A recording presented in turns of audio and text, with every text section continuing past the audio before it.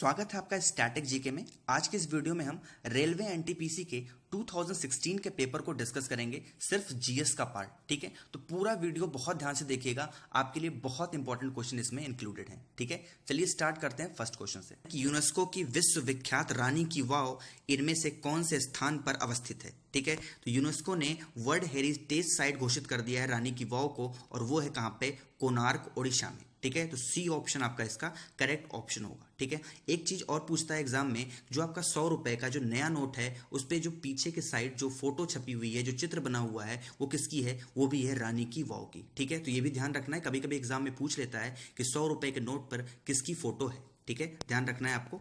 Next है question number 2, Sindhu घाटी सभ्यता है। ठीक है, तो कैसी सभ्यता है सिंधु घाटी, ये है ब्रॉन्ज एज सिविलाइजेशन, यानी कि कांस्य युगीन सभ्यता। ठीक है, तो डी ऑप्शन आपका इसका करेक्ट ऑप्शन होगा। तो नेक्स्ट क्वेश्चन है कि the host for Olympic game 2020, Olympic game 2020 का मेजबान देश कौन होता, तो वो होता टोक्यो जापान। ठीक है, लेकिन 2020 में कोरोना की वजह से जो ये ओलंपिक गेम थे वो नहीं हो पाए, अब ये 2021 तक टल गया है, बट अभी उसकी डेट नहीं आई है, तो डी ऑप्शन आपका इसका करेक्ट ऑप्शन हो जाएगा। ठीक है, नेक्स्ट क्वेश्चन है कि भारतीय संविधान के अनुसार सुप्रीम कोर्ट के न्यायाधीश की सेवानिवृत्ति की आयु क्या है, यानी कि जो रिटायरमेंट एज है सुप्रीम कोर्ट के जज की, वो कितनी होती है, तो जो सी ऑप्शन आपका 65 वर्ष होती है। ठीक है, एक चीज और ध्यान रखना है, यहां बात की गई है सुप्रीम कोर्ट की, लेकिन अगर बात की जाएगी हाई कोर्ट की, तो जो हाई कोर्ट के जज होते हैं उनकी जो रिटायरमेंट एज रखी गई है वो है 62 ईयर। ठीक है, तो दोनों में कंफ्यूज नहीं रखना है, सुप्रीम कोर्ट का है 65 और जो हाई कोर्ट है वो है 62। ठीक है, नेक्स्ट क्वेश्चन है कि निम्न में से कौन सा कंप्यूटर हार्डवेयर नहीं है। ठीक है, आपको कंप्यूटर हार्डवेयर और सॉफ्टवेयर मैं 1 मिनट में बता रहा हूं। देखिए, जो भी चीज हम कंप्यूटर में से रिलेटेड है, जिसको हम टच कर सकते हैं, एक्चुअली में वो होता है हार्डवेयर। ठीक है, जिस चीज को हम टच नहीं कर सकते, छू नहीं सकते, वो होता है सॉफ्टवेयर। जैसे कि प्रिंटर हो गया, माउस हो गया, कीबोर्ड हो गया, मॉनिटर हो गया, ये सब चीज़ क्या है, ये है हार्डवेयर, क्योंकि इनको हम टच कर सकते हैं। ठीक है, लेकिन जैसे कि कोई भी प्रोग्राम अंदर चल रहा है, आप पेंट कुछ भी कर रहे हो, वो चीज़ हम छू नहीं सकते, दैट इज द वो क्या हो गया, हमारा सॉफ्टवेयर हो गया, वो हार्डवेयर नहीं है। ठीक है, तो इनमें से कौन सा हो गया, तो जो कंपाइलर है आपका बी ऑप्शन, ये आपका सॉफ्टवेयर है, बाकी जो प्रिंटर, माउस और कीबोर्ड है, ये क्या है, ये होता है हार्डवेयर। ठीक है, तो बी ऑप्शन आपका इसका करेक्ट ऑप्शन होगा। नेक्स्ट है कि VLSI स्टैंड्स फॉर। ठीक है, तो VLSI स्टैंड्स होता है वेरी लार्ज स्केल इंटीग्रेशन, तो ए ऑप्शन आपका इसका करेक्ट ऑप्शन होगा। ठीक है, तो नेक्स्ट क्वेश्चन है कि भारतीय संघ की कार्यपालिका का संवैधानिक प्रमुख अध्यक्ष कौन होता है। ठीक है, तो जो एग्जीक्यूटिव हेड होता है वो होता है राष्ट्रपति। ठीक है, जो राष्ट्रपति के पावर होती है वो किस में है, वो है आर्टिकल 53 में। ये चीज आपको ध्यान रखना है, जो राष्ट्रपति की पावर है वो है आर्टिकल 53 में। ठीक है, लेकिन अगर बात की जाए सिर्फ राष्ट्रपति किस में आते हैं, तो वो आते हैं आर्टिकल 52 में, लेकिन अगर पावर की बात की जाएगी तो वो आता है आर्टिकल 53 में। ठीक है, तो ए ऑप्शन आपका इसका करेक्ट ऑप्शन होगा। नेक्स्ट है कि which among the following is the lowest computer storage. ठीक है, सबसे छोटी इकाई इसमें पूछा है डाटा स्टोरेज की क्या है कंप्यूटर की, तो इसमें देखिए सबसे छोटा एक तो होता है बाइट। ठीक है, लेकिन इसमें ऑप्शन में बाइट नहीं दिया है। ठीक है, बाइट से ऊपर होता है किलोबाइट, किलोबाइट भी ऑप्शन में नहीं है, लेकिन किलोबाइट से ऊपर होता है मेगाबाइट। ठीक है, तो डी ऑप्शन जो आपको दिख रहा है 1 मेगाबाइट, ये सबसे छोटी इकाई होगी इन ऑप्शंस में। ठीक है, तो 1 मेगाबाइट में कितने केबी होते हैं, वो होते हैं 1024 किलोबाइट्स। ठीक है, सी ऑप्शन आपको दिख रहा होगा, इसमें लिखा हुआ 1 टेराबाइट, तो 1 टेराबाइट में होते हैं 1024 जीबी, यानी कि गीगाबाइट। ठीक है, बी ऑप्शन आपको दिख रहा है 1 पेटाबाइट, तो 1 पेटाबाइट में आपके होते हैं 1024 क्या, टेराबाइट। ठीक है, ये चीज आपको ध्यान रखना है। और जो ए ऑप्शन है आपका 1 जीबी यानी कि गीगाबाइट, तो 1 जीबी में होते हैं 1024 एमबी। ठीक है, सारे डेटा आपको याद रखने हैं, कभी कभी कुछ भी पूछ सकता है। ठीक है, तो इस क्वेश्चन का डी ऑप्शन आपका इसका करेक्ट ऑप्शन होगा 1 मेगाबाइट।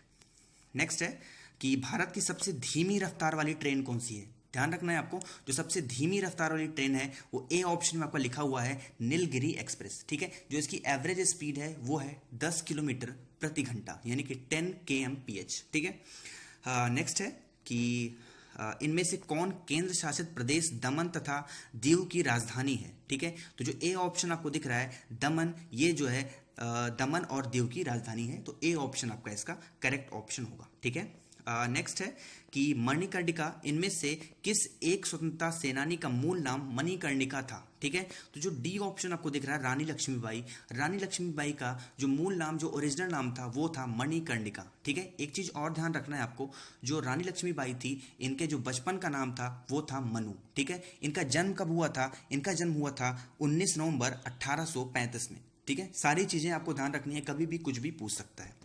नेक्स्ट है कि इनमें से कौन से खिलाड़ी का उसके संबंध खेल स्पर्धा के साथ सही मेल नहीं है। ठीक है, तो जो ए ऑप्शन दिख रहा है आपको, जीतू राय शूटिंग करती है, बिल्कुल सही बात है।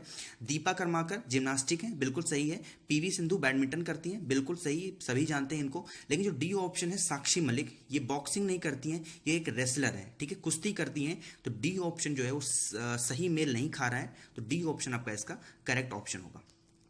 नेक्स्ट है इनमें से कौन सी पुस्तक डॉक्टर अब्दुल कलाम द्वारा नहीं लिखी गई है। तो डी ऑप्शन आपको दिख रहा है द लाइफ ट्री, ये जो किताब है ये एपीजे अब्दुल कलाम जी द्वारा लिखी गई है, तो डी ऑप्शन आपका इसका करेक्ट ऑप्शन होगा। ठीक है, नेक्स्ट है इनमें से किस राज्य के एक हिस्से में थार मरुस्थल नहीं है। ठीक है, तो जो गुजरात का एरिया है वहां पे भी थार है, हरियाणा में भी थार है, बाकी पंजाब में तो थार है ही। ठीक है, लेकिन जो सी ऑप्शन आपका हिमाचल प्रदेश दिख रहा है, यहाँ हिमाचल प्रदेश में थार मरुस्थल यानी कि थार डेजर्ट नहीं है, तो सी ऑप्शन इसका करेक्ट ऑप्शन होगा। ठीक है, नेक्स्ट है किसी वस्तु पदार्थ में किसकी उपस्थिति के कारण वह विद्युत का सुचालक बनता है। तो जो कंडक्टर बनता है इलेक्ट्रिसिटी का, वो इलेक्ट्रॉन की वजह से बनता है। ठीक है, ध्यान रखना है उसमें इलेक्ट्रॉन होता है, इसीलिए जो है उसकी कंडक्टिविटी जो है वो बढ़ जाती है। ठीक है, तो सी ऑप्शन आपका इसका करेक्ट ऑप्शन होगा। ठीक, नेक्स्ट है कि the marine Gondwana fossil park is located in. ठीक है, तो गोंडवाना जीवाश्म पार्क कहां पर है? ये है आपका छत्तीसगढ़ में, तो ए ऑप्शन इसका करेक्ट ऑप्शन हो जाएगा। ठीक है, नेक्स्ट है कि भगत सिंह, राजगुरु तथा सुखदेव को किसकी हत्या के आरोप में फांसी की सजा दी गई थी। ठीक है, ध्यान रखना है आपको, बहुत इंपॉर्टेंट क्वेश्चन है। जो सैंडर्स की हत्या इन्होंने कर दी थी, भगत सिंह, राजगुरु और सुखदेव ने, उसी लिए इनको जो है फांसी दे दी गई थी। ठीक है, लेकिन अब क्वेश्चन ये भी बनता है कि फांसी कब दी गई थी, तो 23 मार्च 1931 को इनको फांसी दी गई थी। बहुत बार क्वेश्चन पूछता है कि भगत सिंह को फांसी कब दी गई थी, याद रखना है 23 मार्च 1931 में सैंडर्स की इन्होंने हत्या कर दी थी। ठीक है, तो ए ऑप्शन इसमें आपका करेक्ट ऑप्शन होगा।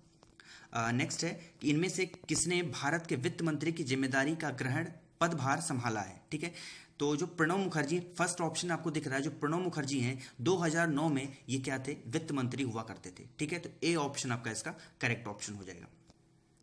नेक्स्ट क्वेश्चन है कि भारत का राष्ट्रीय गीत यानी कि वंदे मातरम की रचना किस भाषा में की गई है। ठीक है, तो संस्कृत भाषा में की गई है वंदे मातरम की रचना। ठीक है, ध्यान रखना है आपको, तो डी ऑप्शन आपका इसका करेक्ट ऑप्शन होगा। नेक्स्ट है इसरो की वाणिज्यिक तथा विपणन शाखा है। ठीक है, तो जो ए ऑप्शन आपको दिख रहा है अंतरिक्ष कॉर्पोरेशन लिमिटेड, ये जो है ये इसरो का कॉमर्शियल और मार्केटिंग आर्म होता है। ठीक है, तो ए ऑप्शन आपका इसका करेक्ट ऑप्शन है। ठीक है, नेक्स्ट है इनमें से किस झील का निर्माण दक्कन के बेसाल्टिक चट्टानों पर बड़े उल्का पिंड के गिरने से प्रभाव से हुआ है। ठीक है, तो जो ए ऑप्शन है आपका लोनार झील। ठीक है, तो ए ऑप्शन आपका इसका करेक्ट ऑप्शन होगा, और लोनार झील को ही हम खारे पानी की झील भी कहते हैं, तो ए ऑप्शन आपका इसका करेक्ट ऑप्शन होगा, ध्यान रखें।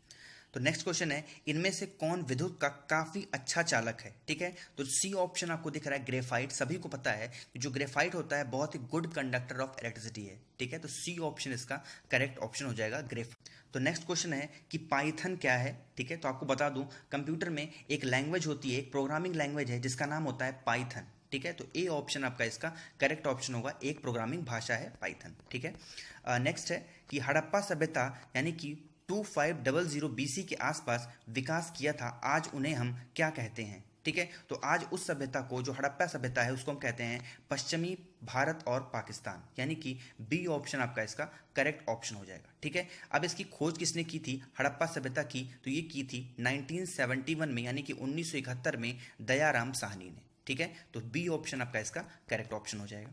नेक्स्ट है एप्लेट कंप्यूटर के संदर्भ में क्या है। ठीक है, आपको बता दूं कि जावा एप्लीकेशन का एक छोटा सा पार्ट होता है एप्लेट। ठीक है, तो ए ऑप्शन जो है एक जावा एप्लीकेशन है, तो ए ऑप्शन आपका इसका करेक्ट ऑप्शन हो जाएगा, जावा एप्लीकेशन। ठीक है, तो ये आज हमने जो है एनटीपीसी के 2016 पेपर को डिस्कस किया है। आई होप कि वीडियो आपको हेल्पफुल लगी होगी। प्लीज आप वीडियो को लाइक, शेयर और सब्सक्राइब जरूर कर दिया करो। ठीक है, thank you so much for watching this video.